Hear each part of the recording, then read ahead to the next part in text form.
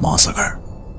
Park Jongman Kivana, a second by singing park as always sings the talkpa, Angakpa to the Watoxing Ski, Warwisin put up privacy, Maquina Lubagum, a Rubamadi, at the Makwedi. Mima Krihi look Hanaga, a take a guy Saki Sapon the Tiba Pongda. Ising the Tau do not tone at Raga Honba, Zahas Natragi he the like Redana, non took the piper, plain Pauba, it all long distance in Kiduna, Mitrangum Swai Monkey Bagi, told the Watona, Imai Samudra Massacre Singing. Nasime am the Kachagadoriba episode Bhootki Jahaj ASENGBA Kibadumba, Uring Medan Gowa, Jahaj ASENGBA WARI. Pamna Sagat Wari Nate. CIA was in a Kibadumba, US Lingana Fow, Losinduna Tamapang Kiba, Jahaj ASENGBA WARI. Uring Medan. Jahaj Namatipong Kiba. Bhootki Jahaj ASENGBA Kiba Matamsi, US Lingana, Lot Kiano Losinbana. Lebak Prajana Sisu, Tang Nang Bakanda, at the Mong Lady. Masi June 1947 Natraga, February 1948, and you see Manung Amadi Oiganidana, Tazane. Tarik Tabansti, winning boy sana, Arun Bazahasamana, Kalidagi, Kamdona, a pong boy ki Haibudu, Madukaminasi. Noma. Angan ba yung amada Indonesia gi khwaidagi chawbui that Sumatra masung Malaysia gi marakta laiba Stretch of Malacca hariba chapsang sangbui sing lambis dagi thadorakpa khudong thiba tare takpa dugumba Morse code pausal makak phangki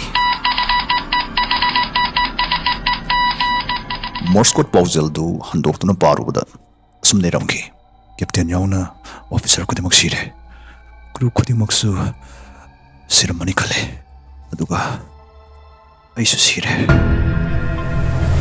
Silver Star Haiba American Jahasamana. Kudong Tiba Tara was a Hastugi, Kongul Liba, Kudaktaraki. Punkia Jumna Tirabatung. Mamitum the Makuina, Uring Medan Hariba Jahasi, a top of the Yoraki. Jahastu Itagipum the Puba Maigada. Tao to the Leraki. Makuina Sunaxilapeda, Jahastu Akai to Itokiwagi, and get Irangamatasu, Wapangde. Aduga Miuiba Matagi Saminsu Panglamde Jahaj to the Manang na Tosile. Ipaw Ponanaba radio contact Tosile. Adugo Pau Ponaba Gamde Arematatai Masidagi Silver Star Captain Duna Jahaj to the Muikarasang Sinava Yatang Piki Jahaj to the Jungle of Yoshindana Jahaj to the Ramniba Pibamdu Madutam Matudi Woodbread ki Plamamagi, Yamki, Badumasin Namadagi, Tade. Hawaii out of Hiroshima. Jaski Pambakta on top of people Mamada lady. Makoigi, Mamai Singdo, eat hang the Kakak Laubun Gumpamzile. Mamit Sing the Su, Mapunsta Moto Ukidribadumba, Akiba Sakta Mamadi and Libugum, Laibak Supamkai, Lauk to the lady.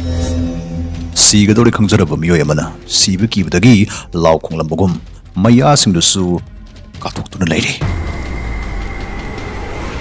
Maquina Kudong Tibatari Tanaba, Pausel Tarkivado, Pangui Maxunatria Dubu, a Sibok Sang Singdudi, Karame Natuna, Patapum Tabasu, Horamle. Makong Mukutsing the Su Duktuna, Rigor Mortis, ID, Chapchapting Lamle. Taivang Minataba, Jas to the Tonglamba, Huyamasu. Kiningai Ibadumba, Manglak Nabagumana Todok to the Gi, Litau Balete. Maso to Mongai. Garigumba mother he got to the Konglingai. Kong no Unwin a Pamjan Kibagi, Mong Mana lady. Makatana Tihumada. Brits to Jahastogi, Captain the Su Manaba Pibum de Leronki. Brits officers in the Su will house Amasung Chardrum the Garigumba Madagi, Masanga Tonaba, Makuna Kanjin Bagimong the Makutsing do Tangatakaton Leronki. Engineering crew so Makoigi station the Dugumpa, Aki Saktamutpa, a chapting Pamzilaba, Sibak Sang Singwina, Namdalemki. T. Humbagi talks the Taliba Silver Star Hiroshima. Aki to Jumnatal Gumba, Makwina Mamina Uriba, Ting the Ribs in Matang the Jakalam Toduna, Mamutan is in Bore. Number 1. A Sibak Sang Sing to the Minna Uba Dumba so Panamatalate. Hoy, a Sibak Sang Sing Dugi, a Sapam Dubudi, Sidring a Hendona Kiningai over Dugumba, Akiba Magi, China Jating Pankibagi, Mamidiuli, Mamitai. Adamapu, Haksang Sing to the Itoki Dumba, a Kudam Sangdam Dimatalate Abduna, Missisi, Hian Angapam Oil. But Hopum Dropping Sang Sisu, Angapoponatoy. asumna makoina note semba hore makoina jahaz tu ki mafam koding ka koding changduna chawing yengba matam desu jahaz tu ki manung desu athoi tok pa kai toi natraga amanga ta thokibagi mami amata su uba phangde yam angak pa mana boiler room haidi jahaz tu thawda tangai fadana changba asabi sing mani lopham ising san pom ka dudi 54 degrees celsius ta saduna lerami adubu aduk sa khraba ka du su yauna karamna phamjin bomkhai ingduna siba manba manaba misidu da siramli bun haibisni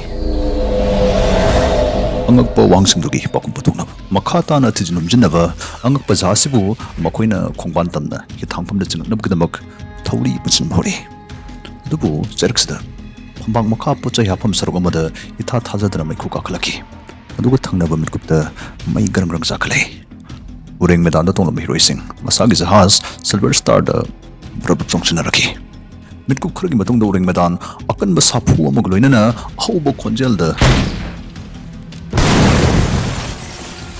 pokaiki ureng medan hi thangpham yorokta rona thupke aloina hangingliba khangingliba wangsingdoki bakom pita di pira roi matagom irulong mai kai pangki asumna sum lupthaki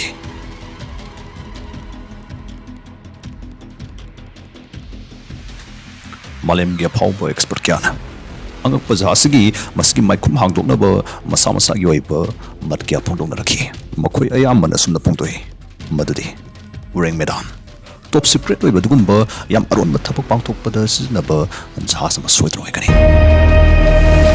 jahaz tu pora phamda potassium cyanide amasung nitroglycerin soidan hapamgani accident poiro maram am hektadagi pora phamda samudragi tumi chen bising du saksilaktuna maduna chemical substance duga react tawnaba kengaina badagi tamthin husen ba gas soidana thadorongani madu honjin badagi crew tumna sikhi boigani jahaz tu mai khu karaktuna mai chaktuna pokhar libuduna tumi chen bising duga angasai gi nitroglycerin duga muk react tawnaba gi fal soidana oigani dana phongtokli atop expert khragi theory dana sun hairi madudi ureng medan hariba jahasi second world war matamda aki tu jungna thalabadgumba chemical amasung biological experiment pakthok pamoi kiba japan gi aron ba mafam unit 731 da thamamba mai manai amasung chemical warfare gi khulai sembada season na batung bokudong tiningai oiba masang mathum polam sing japan na us da surrender to kramatung us da kusin da lakpada honjalakpada soingamba madagi aki bigi masam oiba dugumba chemical natraga biological agent haidi lan gi khulai wina season ba yabadugumba mai matai singdu nanthok pai thoraktuna adugumba tamthi bu kudong thibadu thokibo oigani asni thokdoksi thokibagi chapchaba tarik thaban khangdaba pauche media da su matam chana phongnar kidaba amasung ureng medan hariba jahasisu register tawatgumba phongba jahasam oramdabana thokdoksi miyoi kyanadi semjin sajinba wari ni dana lusinna khanarudabani adubu thokdoksi matangda CIA ki machin chatpani pamana saktak thoktabani pamada thabadumba lanai chithi mada panki haibasi masi khangnarakpadagi ureng medan thokdok lumna longna bahor kivane chithi du sumna supalamki ureng medan ki thokdoksna aso wising boxing da tokpa jahaz mangba len mangba gi angpa singsi maikhum machi madi hangdok lekhale CIA na ikoida kari loliva prithvi da khwai gi sakti leba intelligence agency amagi masak naiba misak amana thariba chithi gi panthung wari ba sakhang dam ni paduna kana experts na phongdok ki theory singstaki karam na chumbano haibadudi makui kharana da kana sukhangde